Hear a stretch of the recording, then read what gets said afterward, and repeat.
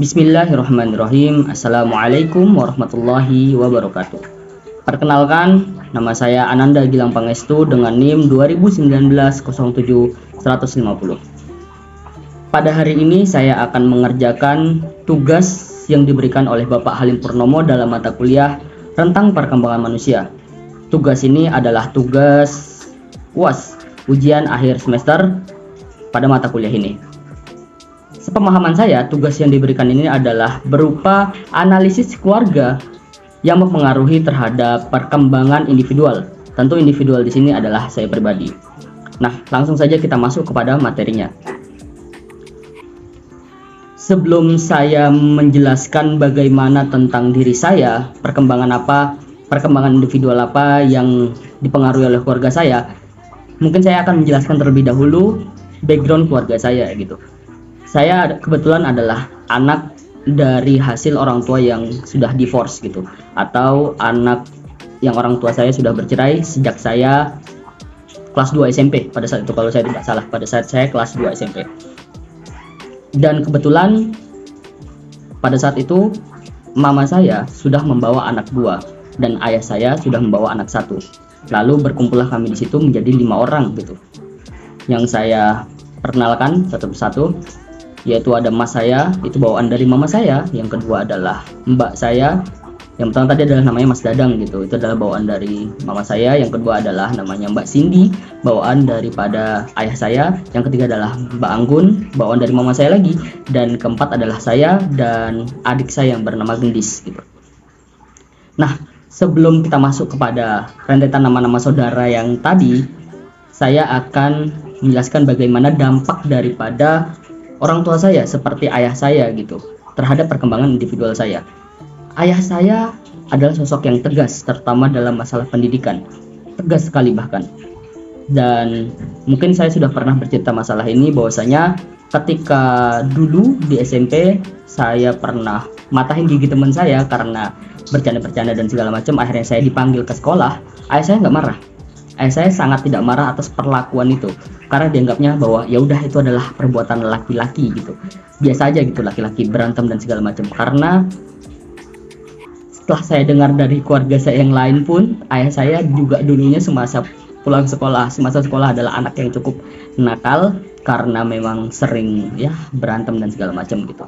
Jadi tapi kalau saya pernah di suatu masa itu saya tidak mengerjakan tugas, tidak mengerjakan PR. Terus guru bilang bahwasanya saya itu adalah anak yang tidak aktif, anak yang malas, mungkin anak yang suka berisik di kelas. Ayah saya pasti marah itu. Saya habis sama ayah saya, dan cara marah ayah saya itu adalah dengan ya memang ayah saya adalah pribadi yang cukup emosional gitu, baik emosional dalam hal positif ataupun hal negatif gitu. Ayah saya cukup emosional, jadi ketika marah mungkin akan melampiaskan. Kebetulan ayah saya perokok juga pada saat itu, dan sampai sekarang sih sebenarnya masih merokok. Jadi ketika marah biasanya pernah saya dilempar asbak dan juga pernah saya ditendang waktu kecil. Tapi itu nggak masalah buat saya, dan itu menjadikan saya pelajaran yang berharga, mungkin berarti buat saya, bahwasanya memang ayah saya keras dalam bidang pendidikan dan saya harus akui itu. Dan saya termasuk adalah salah satu anak laki-laki yang lebih dekat ke ayah saya dibandingkan ke mama saya gitu. Kenapa saya lebih dekat ke ayah saya? Karena saya ngerasa bahwasanya ada kecocokan di antara kami gitu, terutama dalam bidang pemikiran gitu. Saya ngerasa bahwa ya cocok aja gitu. Dan ayah saya dulu sempat mengajak saya, atau lebih tepatnya ya mungkin mengajak ya, dari kecil itu adalah pertandingan-pertandingan yang laki-laki banget gitu. Kayak contohnya pertandingan balap, terus juga tinju, bela diri. Terus bahkan ayah saya dulu suka tuh kalau misalnya Ramadan itu kan, dulu saya di Batam, besar lahir di Batam, itu ada trek-trekan, orang standing naik mobil, naik motor gitu pada saat itu. Dan ayah saya suka ngajak saya ke situ. Nah, itu mungkin yang menjadikan saya cukup dekat dengan ayah saya gitu kan. Dan ayah saya juga pecinta film, saya juga termasuk orang yang menyukai film. Hal selanjutnya mungkin dari ayah saya adalah dari segi emosional. Yang saya katakan di awal tadi bahwasanya emosional dari ayah saya itu cukup berpengaruh ke saya. Saya juga menjadi orang yang cukup emosional, baik dalam hal positif ataupun negatif. Jadi ayah saya memang emosional dalam hal mungkin temperamental, iya mungkin bisa dikatakan seperti itu, tapi juga emosional dalam bidang lain, dalam hal lain gitu lebih tepatnya. Misalnya adalah ketika ada pengamen atau ketika ada hal-hal yang berbau kesedihan gitu, pasti ayah saya nangis itu, pasti saya sedih melihat hal tersebut. Saya juga termasuk orang seperti itu dan gak tegaan. Saya juga adalah orang yang gak tegaan dan itu mempengaruhi pertumbuh kembangan saya. Hal yang selanjutnya adalah mungkin dalam public speaking, mungkin ya, dalam berbicara. Ayah saya juga kebetulan adalah sering memimpin suatu organisasi, sering memimpin di pekerjaannya dan segala macam. Dan itu mungkin berpengaruh kepada saya. Dan tingkat percaya diri ayah saya itu cukup tinggi. Itu pun mungkin menurun ke saya ketika waktu masih kecil. Saya pede sekali untuk melakukan apapun itu ketika masa kecil, entah itu bukan di bidang saya, entah itu bukan hal yang berkaitan dengan saya, ataupun saya dijadikan sebagai center point di situ, tapi saya pede gitu, karena mungkin itu didikan dari ayah saya gitu kan. Nah tapi kalau sekarang ini entah fluktuasinya karena apa ya, karena TikTok mungkin itu bisa jadi salah satu alasan, sosial media yang ngebuat saya sekarang semakin merasa insecure atau perasaan tidak aman karena itulah mungkin ya, tidak aman, insecure. Jadi itu yang ngebuat saya sekarang kurang pede, kecuali kalau saya dijadikan sebagai center point di situ, sebagai fokus utama, sebagai orang yang memang pada saat itu diminta untuk tampil, diminta untuk berbicara, maka saya akan pede, sangat-sangat pede. Apalagi itu adalah waktunya saya untuk menampilkan apa yang memang seharusnya saya lakukan, contohnya seperti presentasi gitu, atau hal-hal yang mungkin saya diminta untuk menjadi pembicara apa, maka saya akan sangat pede di situ. Dan itu mungkin turun dari sifat ayah saya. Dan yang saya cukup agak kurang setuju dengan ayah saya adalah sifat toxic masculinity yang sudah saya tuliskan dalam makalah saya juga, bahwasanya toxic masculinity ini adalah sifat dimana menormalisasikan hal yang seharusnya bisa dilakukan oleh semua gender gitu. Tapi misalnya cowok nggak boleh nangis, cowok nggak boleh lemah dan segala macam. Dan ya seperti yang saya bilang, ayah saya suka mengajak saya pertandingan balap, terus juga bela diri dan segala macam, karena alasannya adalah ya kamu laki-laki. Salah satu alasan saya berkuliah di Jogja pun pada saat ini adalah karena ayah saya menganggap bahwasanya laki-laki itu harus merantau, laki-laki itu harus bisa pergi kemana aja gitu, dan harus pede kemana aja. Itu yang agak saya kurang suka dari sifat toxic masculinity yang mungkin dimiliki oleh ayah saya. Itu pendapat saya pribadi gitu. Nah untuk mama saya adalah, mama saya ini tipe orang yang mungkin, saya juga dekat dengan mama saya, bukan berarti saya dekat dengan ayah saya tapi saya tidak dekat dengan mama saya, enggak seperti itu.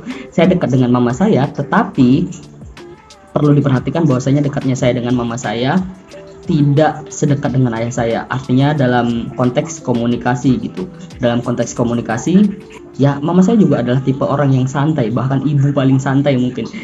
Saya bercandain apapun, mama saya juga nggak marah. Saya ya saling ejek-ejekan biasa, walaupun mungkin terkesan tidak sopan ya bagi orang lain. Tapi di keluarga saya, bahkan sama mama saya itu sangat santai sekali terhadap hal tersebut. Tapi saya kurang masuk dari segi obrolan yang mungkin pembawaannya yang terlalu serius, atau diskusi-diskusi yang mungkin terlalu serius. Mama saya dan saya agak kurang masuk gitu. Bukan bermaksud merendahkan mama saya, enggak, tapi saya tahu bahwasanya setiap orang tuh punya porsinya masing-masing, punya kemampuannya masing-masing. Tapi mama saya adalah orang yang sangat hebat gitu dalam hal memasak, dalam hal sok kenal gitu sama orang lain, itu sangat hebat itu. Tapi mungkin itu yang nggak nurun ke saya gitu dalam segi sok kenal terhadap orang lain, itu mungkin ya tidak begitu ke saya gitu. Tapi yang mungkin saya bisa ambil yang mempengaruhi terhadap perkembangan individu saya adalah mama saya adalah tipe orang yang sangat baik, orang yang sangat tolong menolong. Dalam konteks mungkin kita tahu dengan konseling atau psikologi prososial gitu ya. Nah mama saya adalah salah satu orang yang menganut prososial itu. Mama saya adalah orang yang bisa sebagai studi kasus atau implementasi dari prososial tersebut. Jadi hal itu yang mungkin sedikit berpengaruh ke saya. Saya tipe orang yang memang senang gitu aja berbuat baik ke orang. Ya walaupun kadang kita meminta balasan, meminta imbalan, tapi tidak selalu saya meminta imbalan kepada orang yang saya bantu. Ya saya senang aja gitu membantu orang, semacam ada perasaan senang, bahagia. Nah itu adalah hal yang diajarkan oleh mama saya kepada saya gitu. Mama saya suka sekali ngebantu orang, kayak ya udah gitu, ngebantu orang aja apa adanya gitu. Dan itu mungkin yang bisa saya ingat terhadap perkembangan individual saya. Oh iya, dan mama saya lagi yang ngebuat saya cerewet seperti sekarang ini gitu.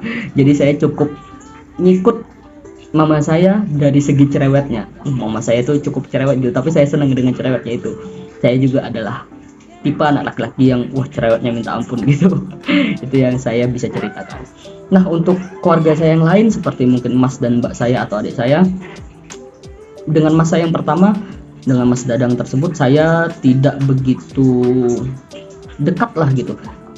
Kenangan semasa kecil saya adalah ya udah kenangan semasa kecil ketika saya dinakalin, ketika saya diusili, dijahili gitu kan. Dan beliau ini, mas saya ini adalah pemimpinnya di antara yang lain karena anak paling tua kan. Ya walaupun mungkin secara darah mungkin tidak sedarah banget gitu, tapi saya juga sudah sangat menganggap mas saya ini sebagai seorang yang saudara kandung lah gitu. Saya nggak bisa membeda-bedakan apakah mereka saudara tiri dan segala macam, tapi saya sudah anggap dari kecil saudara kandung. Makanya saya bisa menceritakan mereka itu dalam makalah saya, dalam analisis keluarga saya. Mas saya juga emang tipe anak laki-laki ya yang seperti itulah anak laki-laki pada umumnya sebenarnya, yang nakal-nakal seperti itu. Dan juga mungkin yang sedikit mempengaruhi mas saya kepada saya adalah mengenai sifat legowonya. Sifat legowo dari mas saya itu luar biasa gitu. Saya mungkin bisa meniru hal itu, dan itu yang mempengaruhi terhadap perkembangan individual saya. Yang kedua adalah mbak saya yang pertama bernama Mbak Cindy gitu. Mbak Cindy ini adalah anak bawaan dari ayah saya.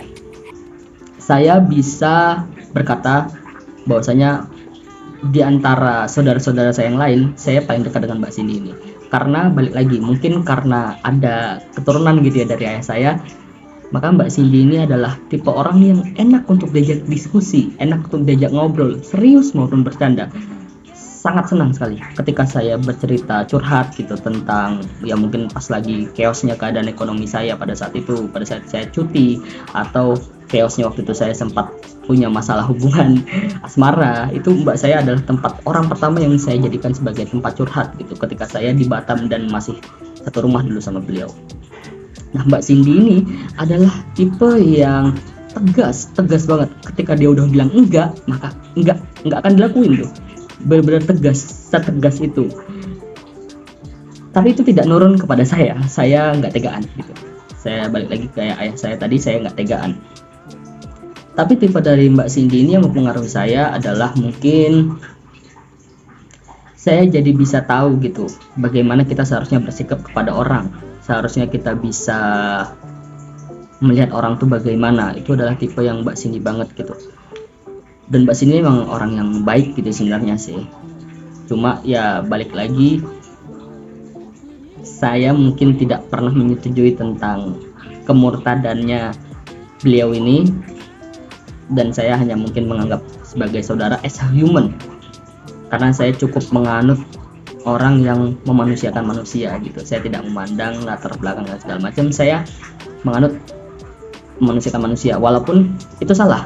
Itu sangat salah, dan saya adalah orang yang sangat tidak setuju. Saya dan ayah saya adalah orang yang tidak setuju terhadap hal tersebut gitu. Yang ketiga yang selanjutnya adalah mbak saya, yaitu Mbak Anggun. Mbak Anggun ini adalah tipikal orang yang sangat cuek, bahkan dibilang apatis, sangat apatis. Padahal beliau ini sebenarnya adalah orang Jawa gitu, maksudnya lahirnya di Bantul, Jogja sini lahirnya. Tapi beliau ini sangat apatis, tidak mencerminkan orang Jawa sama sekali. Bahkan sampai teman-temannya memanggil dia adalah Anggun Batak, Anggun Medan gitu, karena bukan bermaksud mendiskreditkan orang-orang Batak atau orang Medan, bukan, tetapi memang dari cara ngomongnya yang cukup kasar, yang cukup keras gitu, lantang gitu kan, tidak mencerminkan orang Jawa yang mungkin lemah lembut gitu, tidak mencerminkan seperti itu. Walaupun namanya Anggun, tapi tidak mencerminkan hal-hal yang seperti itu. Nah, Mbak Anggun ini juga tipenya sebenarnya sifatnya 11-12 sama saya. Karena Mbak Anggun ini adalah orang yang walaupun dia apatis dan segala macam, tapi dia orang yang nggak tegaan. Dia masih belum bisa untuk tegas bilang enggak kayak Mbak Cindy tadi, belum bisa. Mbak Anggun adalah tipe yang dibilang enggak, tapi nanti setelah berapa lama kemudian dia akan berubah pikiran, oh ya udah kasih aja misalnya, seperti itu. Dan saya kurang begitu dekat dengan Mbak Anggun karena mungkin beberapa perkataan-perkataan Mbak Anggun kayak dari segi fisik dan lain-lain yang mungkin kurang cocok aja, dan dari segi obrolan diskusi juga kurang cocok aja gitu antara kami berdua. Dan Mbak Anggun ini adalah tipe orang yang trendy gitu. Kita ngeliat cewek-cewek masa kini, cewek-cewek yang aktif di sosmed, cewek-cewek yang ya estetik dan segala macam. Mbak Anggun adalah tipe yang seperti itu gitu. Jadi mungkin itu yang bisa berpengaruh kepada diri saya, bahwa saya ketika melihat Mbak Anggun adalah patokan gitu, adalah wah kiblat fashion atau kiblat tren zaman sekarang gitu. Itu yang bisa saya lihat dari Mbak Anggun. Dan Mbak Anggun ini berpengaruh dalam mungkin penampilan saya, keseharian dan lain-lain, karena cukup banyak omongan dari Mbak Anggun ini berkaitan dengan penampilan saya. Saya itu bisa turun dalam waktu, turun berat badan maksudnya, itu juga salah satunya adalah ucapan dari Mbak Anggun, karena Mbak Anggun sangat pengen untuk saya itu hidup sehat, untuk saya itu badannya ya agak dikurusin lagi lah, karena kan takut obesitas dan segala macam ya, walaupun sekarang masih sangat besar sih badan saya. Cuma Mbak Anggun adalah orang yang cukup menjadi motivasi bagi saya, karena dari omongan-omongannya mungkin bagi orang lain menyakitkan, tapi bagi saya ya mungkin tidak begitu menyakitkan, karena ya udahlah biarin aja gitu kan. Itu dari Mbak Anggun. Dan juga cara fashion saya, kalau saya misalnya mau outfit, bahasa anak sekarang ya, outfit of the day gitu kan, itu saya nanyanya ke Mbak Anggun, karena beliau jauh lebih mengerti tentang fashion, dan ya yang saya bilang tadi trendy banget lah bahasanya anaknya itu, Mbak Anggun itu. Dan yang selanjutnya adalah saya, ya mungkin saya sudah bercerita tentang diri saya tadi, mengcompare antara bagaimana saya dengan ayah saya, dengan mama saya, dengan mas dan mbak saya gitu kan. Kekurangan dari diri saya adalah di masa sekarang ya, pada saat video ini saya take, adalah kekurangan diri saya adalah kurangnya self esteem dalam diri saya, mungkin kepercayaan diri saya sangat kurang itu. Self esteem itu sendiri saya ambil dari hierarchy of Maslow, dari Abraham Maslow gitu, bahwasanya kebutuhan saya terhadap kepercayaan diri saya itu kayaknya kurang gitu. Saya kurang bisa percaya sama orang lain, saya bisa kurang percaya sama diri saya sendiri, sama kemampuan saya. Bahkan sebenarnya saya tuh sering bertanya kepada teman-teman saya ini hebatnya apa sih, saya ini apa sih gitu, kemampuannya apa sih. Tapi teman-teman saya selalu menjawab bahwasanya ya kamu tuh hebat, bilang public speakingnya hebat, ya kamu itu hebat dalam hal misalnya mendengarkan. Dan ya memang teman-teman saya sering curhat kepada saya, dan saya adalah orang yang mungkin paling banyak memegang rahasia di antara teman-teman saya, konseling 19 gitu dan teman-teman lainnya. Cuma saya selalu nggak percaya, dan saya selalu denial terhadap hal itu. Saya nggak menganggap bahwasanya hal itu adalah hal yang memang mereka katakan sebagai suatu kejujuran, tapi saya mengatakan hal tersebut, saya menganggap lebih tepatnya hal tersebut adalah suatu kalimat penyemangat, motivasi aja gitu, supaya saya bisa menjadi seperti itu. Tapi ya udah, saya tetap denial dan saya tidak percaya bahwasanya mereka mengatakan hal seperti itu. Ya, walaupun saya balik lagi menganggap bahwasanya saya mengaminkan seperti yang dikatakan, mungkin ini adalah mahfuzat yang dikatakan oleh Ustaz Fahmi yang disampaikan kepada kami, man dzanna bika khairan fasaddiq dzannahu. Saya percaya terhadap hal itu. Apabila seseorang berprasangka, man dzanna bika khairan, berprasangka baik kepadamu, fasaddiq dzannahu, benarkanlah prasangkaan itu. Ya, saya selalu mengaminkan agar ya supaya saya bisa seperti apa yang mereka katakan, apa yang mereka puji terhadap saya. Itu adalah hal-hal baik yang saya ambil positifnya. Nah, yang terakhir adalah adik saya. Adik saya ini adalah sosok yang ya masih kekanak-kanakan, childish banget gitu bahasanya kalau sekarang.